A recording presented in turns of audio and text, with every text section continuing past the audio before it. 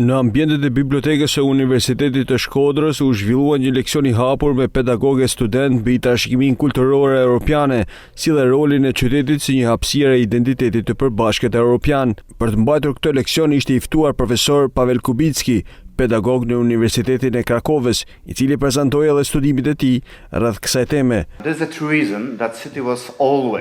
kanë qenë gjithmonë qendra të rëndësishme të politikës, kulturës, jetës sociale, zhvillimit.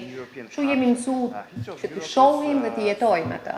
Nga ana tjetër, zhvillimi që nga kohët e antikitetit në rilindje deri në ditët tona ka qenë I lidhur ngushtësisht me jetën urbane. Dhe jeta urbane është zemra e qytetit. Në pikpamjen e tij, qyteti nuk është vetëm një qendër politike dhe ekonomike, por është gjithashtu gjenerues I kulturës, është në një farë mënyrë një koktejl tekstesh dhe simbolesh. The role of the city in creation of the culture and heritage.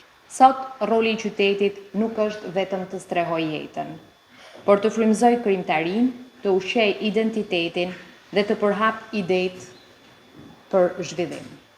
Sot Shkodra, si të gjitha qytetet, ndollet mes traditës dhe modernitetit. Ajo mbart një trashëgimi që na bën krenar, ndërsa kërkon rrugë të reja zhvillimi. Roli I saj mbetet jetik, si ruajtëse e kujtesës, si qendër e kulturës dhe si urmes të kaluarës shqiptare dhe së ardhmes europiane.